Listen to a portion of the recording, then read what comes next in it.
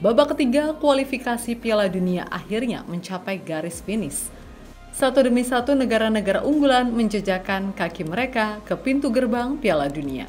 Kini 6 tim telah memastikan tempat mereka, yakni Jepang yang tak tergoyahkan, Australia yang terus konsisten, Korea Selatan, sang raja Asia Timur, Jordania yang mengejutkan, Iran yang selalu jadi ancaman, dan Uzbekistan yang kini mencuri perhatian untuk pertama kalinya.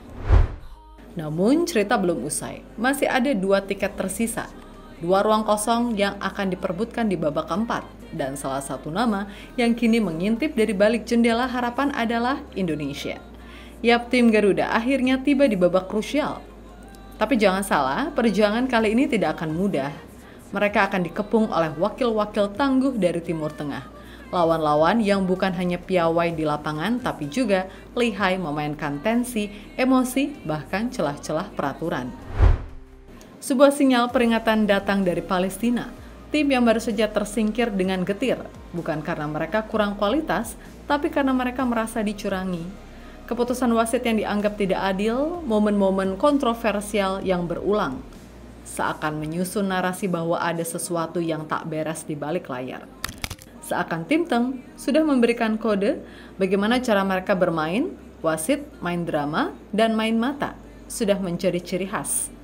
Dan inilah cerita di balik drama Timur Tengah di akhir babak 3 yang jadi peringkatan penting bagi timnas.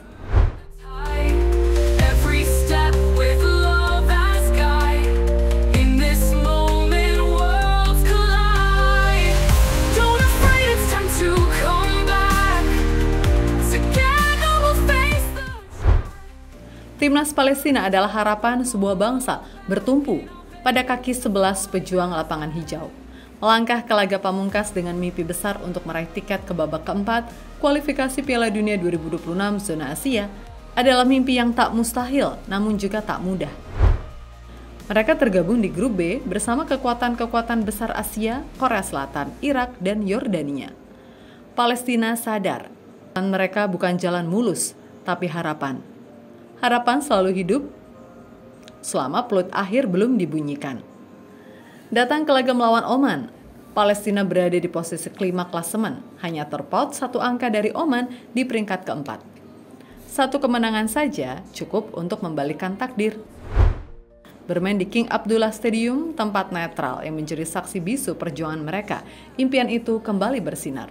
Pada menit 49, gelandang Palestina, Oday Karoub, menjebol gawang Oman.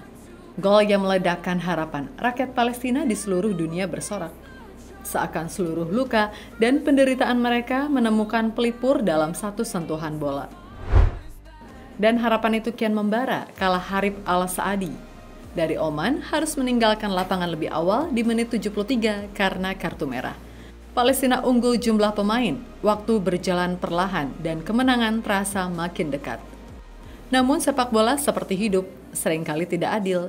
Di menit-menit akhir, tepatnya di menit ke-7 waktu tambahan, sebuah insiden terjadi di kotak terlarang.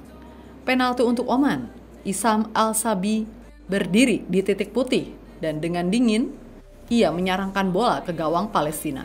Skor akhir menjadi 1-1.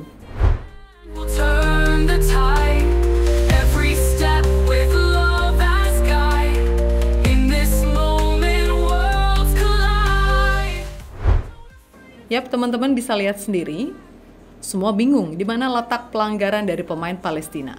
Wong jelas-jelas pemain Oman tersandung sendiri, sedangkan pemain Palestina hanya berlari biasa, tanpa ada sedikit pun ingin menyentuh. Apalagi bisa dilihat, bola sudah keluar duluan, jauh dari penguasaan pemain Oman. Wasit telah mengecek VAR, tapi hasilnya tetap sama. Penalti untuk Oman. Sewajar saja warganet menilai ini sebuah kontroversi. Hening, hancur, bukan hanya di lapangan, tapi juga di hati para pemain, staf, dan jutaan pendukung Palestina. Yap, skor akhir 1-1 itu cukup bagi Oman untuk mempertahankan tempat mereka di posisi 4 dan melaju ke putaran keempat bersama Irak. Bagi Palestina, perjalanan harus terhenti. Mereka finish di peringkat 5. Mimpi ke Piala Dunia 2026 resmi berakhir. Beberapa pemain jatuh berlutut. Sebagian menangis, tak mampu menyembunyikan luka yang begitu dalam. Mereka sudah memberikan segalanya, tapi takdir berkata lain. Jelas lolos ke round 4, apalagi ke Piala Dunia adalah mimpi besar Palestina. Lebih dari sekedar sepak bola. Jika mereka lolos, maka inilah perwakilan besar rakyat Gaza kepada dunia. Gak ada yang bisa beralasan lagi jika Palestina lolos. Memang agak menjadi salah satu hambatan bagi beberapa negara penguasa.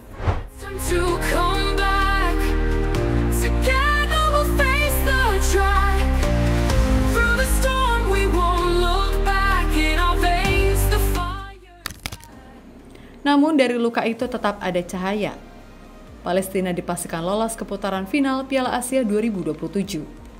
Sebuah ajang baru untuk memperjuangkan harga diri dan harapan bangsa. Sebuah panggung lain untuk menunjukkan bahwa mereka tetap ada, tetap berjuang, dan tetap hidup di tengah segala keterbatasan. Di babak keempat nanti, 6 tim akan bertarung demi tempat di panggung dunia. Uni Emirat Arab, Qatar, Arab Saudi, Irak, Oman, dan Indonesia, yang mencatat sejarah sebagai satu-satunya wakil Asia Tenggara yang masih bertahan.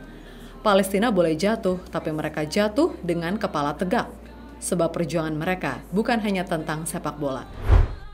Ini tentang martabat, tentang tanah air, tentang menunjukkan kepada dunia bahwa di balik tembok pembatas, peluru, dan penjajahan masih ada mimpi, masih ada semangat yang tidak bisa dibungkam. Drama Timur Tengah tidak hanya soal permainan bola.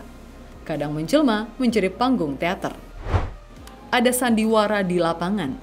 Ada bisik-bisik di belakang wasit. Drama, pelanggaran tipis yang diperbesar, dan keputusan yang mengundang tanya telah menjadi warna tersendiri yang kerap muncul dari wilayah itu. Inilah tantangan sesungguhnya untuk Indonesia. Mereka bukan hanya harus menghadapi kekuatan teknik dan taktik lawan, tapi juga ketegangan mental dan kemungkinan permainan di luar skenario, cuy.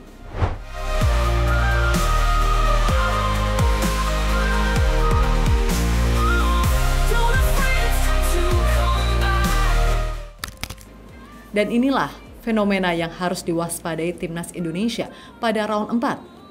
Sebab tim Timur Tengah kemungkinan besar bermain di kandang, di mana AFC dengan penuh kontroversi malah memberikan jatah tuan rumah kedua tim Timur Tengah semua, yaitu Arab Saudi dan Qatar.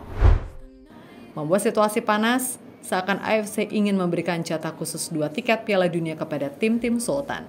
Hal ini pun mendapatkan perhatian khusus dari negara-negara lain yang lolos, layaknya Irak yang secara terang-terangan memprotes kebijakan AFC.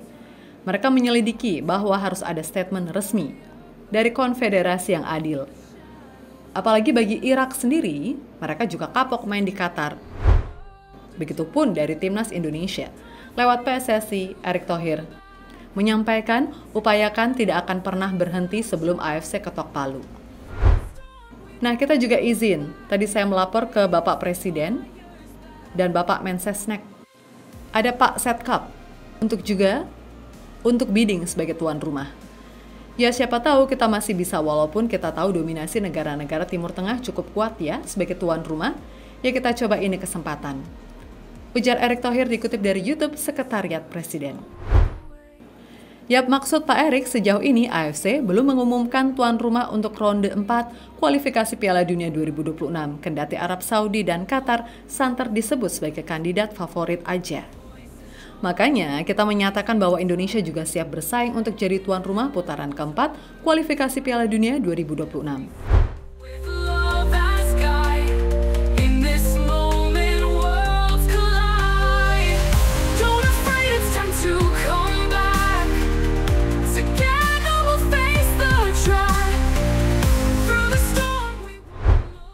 Namun siapapun yang jadi tuan rumah, pada akhirnya siap gak siap timnas Indonesia harus berjuang lebih juga. Calon-calon kuat lawan Garuda semuanya dari tim Teng, yang sudah terkenal suka drama, dan sering dapat perlakuan spesial dari wasit, khususnya sering dapat voucher penalti. Untuk itu, penting bagi Patrick Kluivert mempersiapkan tim sebaik mungkin, terutama mengatasi lini depan yang belum maksimal. Karena ya, satu-satunya cara menang atas tim Teng adalah menang besar. Dengan begitu, drama mereka pun gak bakal terpakai. Justru menguntungkan manakala Indonesia sedang unggul duluan, ya kan? Jadi itulah kisah tragis yang abadi dari Timnas Palestina yang bisa kita jadikan pelajaran untuk mengcounter Tim Teng. Semoga mimpi ke Piala Dunia yang sirna tepat di ujung waktu tidak sampai kejadian kepada Timnas Indonesia juga. Dan jangan lupa, tragedi wasit botak 90+6 sama dengan 99 juga harus diwaspadai kembali. Ya mungkin Bahlul sudah tersingkir, tapi kawan serumpunnya masih banyak cuy, ingat itu.